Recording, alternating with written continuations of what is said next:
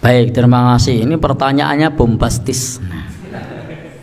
Benarkah garam ruqyah, bisnis garam ruqyah adalah kriminal dan penipuan?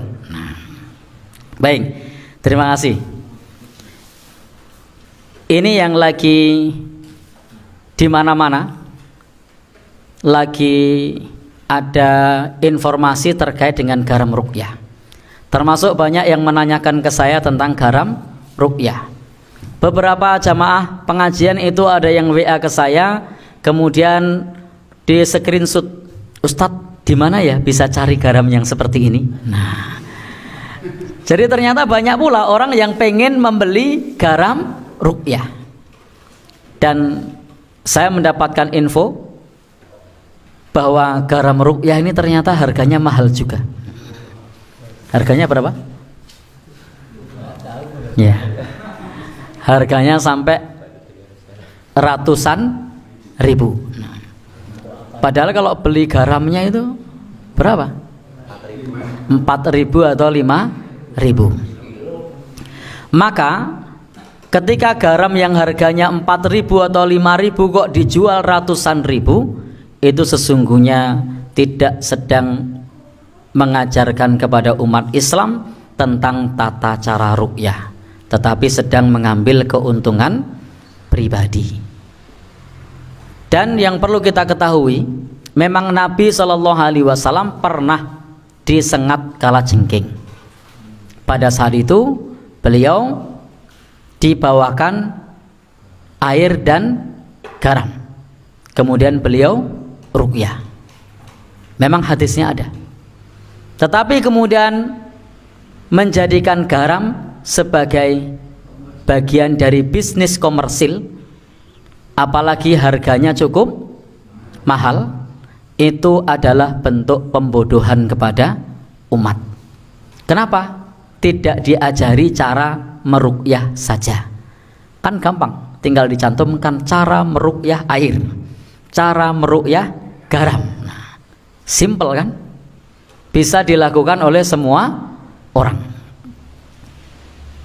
Bahkan bisa jadi yang jual air ruqyah atau jual garam ruqyah itu khawatir kalau jamaahnya tahu cara meruqyah.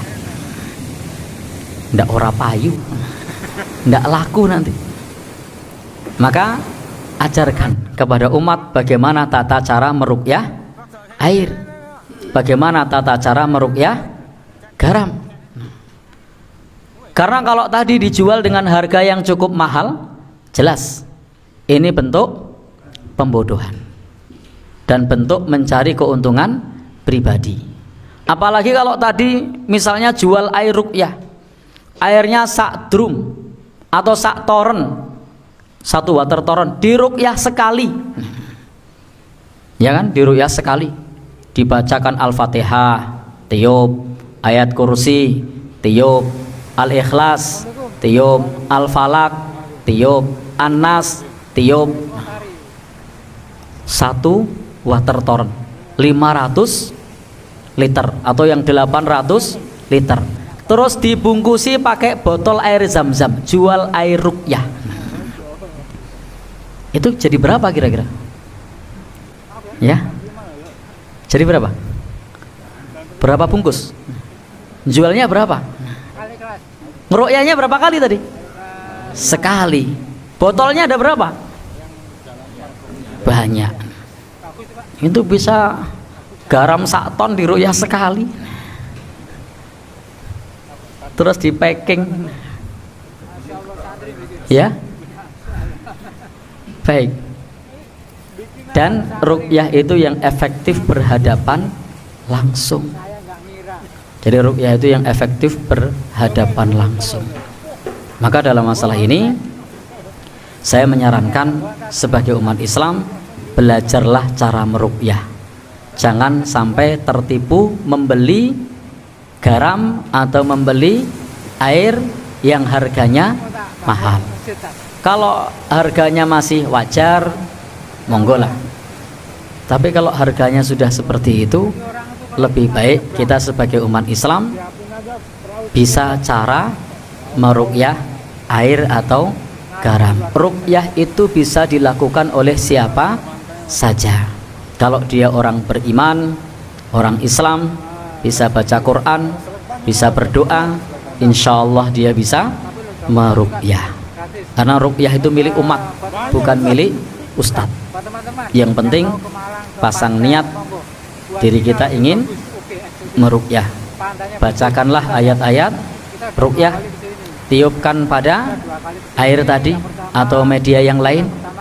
Kemudian setelah itu bisa digunakan.